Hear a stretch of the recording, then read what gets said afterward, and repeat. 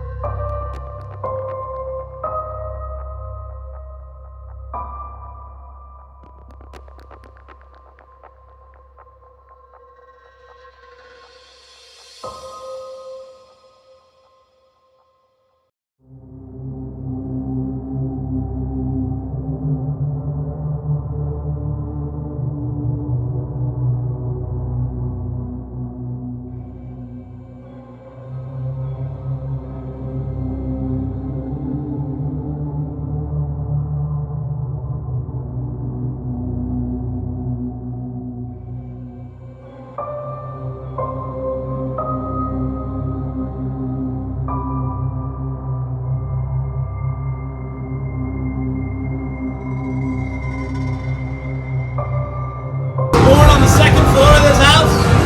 80 years later, he died in the same room he was born in. One of hundreds of people died in this house because he became a physician and studied victims of the yellow fever. Starts with some flu-like symptoms, skin gets yellow. Just over yonder, you can see it from here. But one of his daughters married Dr. Take a seat if you'd like. We want to grab some wine as well. To a particular tragedy that happened at this house. The early 1900s, when they completed that lovely widow's walk all the way up top on that lovely roof of this building. Why do they call it that? Upstairs in the conveniently located Trevmore Motel, as long as it takes free of charge till we finish that car. That sounds like a pretty great deal. We're at Pins Up the Block, folks. They might have one if you want to ask nicely. I'm sure However, on the second floor, that's where the old Masonic Temple and Lodge still are today. Every other tour in town sits right here, tells you about this building. Right here.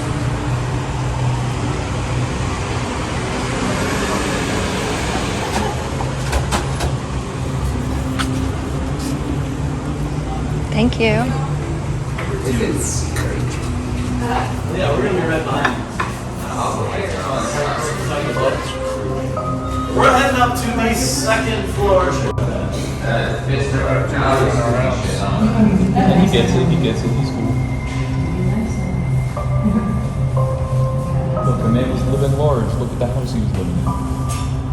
Do me a favor and leave that in there, please. Go to those chairs to your right. Now, these are the actual chairs places you can sit in.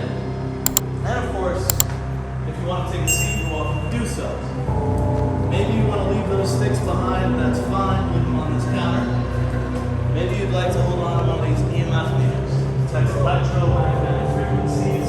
Obviously, you hold it up to something like your cell phone, it's okay. However, check it out, folks, directly in front of you, like I said, we'll get these out, and I'll start showing you what you're looking at in a second.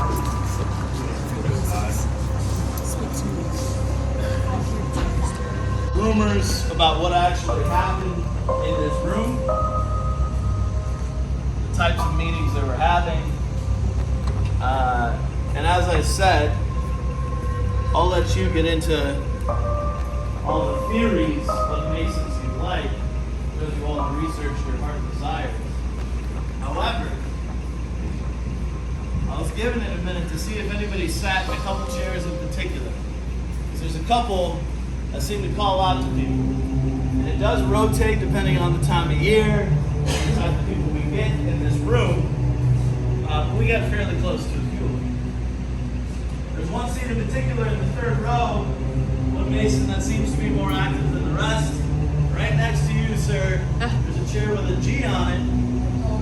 And on top of that G, it'll say Eugene Locke. L-O-C-K-E was his last name. That wealthy, you don't take care of your kids. You pay people to do that. And that's just what they did. They had 3 kids, 4 nannies. 3 full-time nannies plus 1 just for the overnight shift. Now this boy, Robert Eugene Otto, is being cared for the first 4 years of his life by the same woman, a woman from the Bahamas. Say she was an islander. They developed a very close bond, naturally. Feeding, clothing, clothing. From the time he was born, 24/7. She is his only resource. And then for his 4th birthday, the boy received a gift. A doll. And it was a fairly normal gift for those days. The kid stood about 40 inches tall. Here he is with his sister. His doll was about the same size. They even wore the same size clothing, interchangeably so. That way they could, dress the doll up in the kid's sailor's costume, like you see here. Once again, it's fairly normal for the times. In those days, you give your kid a doll and it kind of looks like him. Not that unlike an American Girl doll or something like that. Well, within a few weeks, some say a few months, something in that house changed, and Nanny was no longer around. They don't know if she quit, if she was fired. Some people think she went back to the Bahamas. We don't know.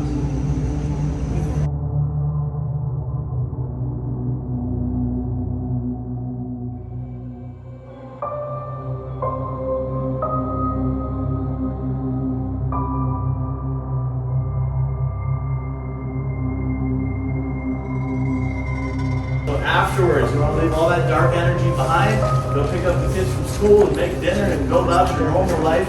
How do you do that? Well, they would cleanse themselves with some of this stuff.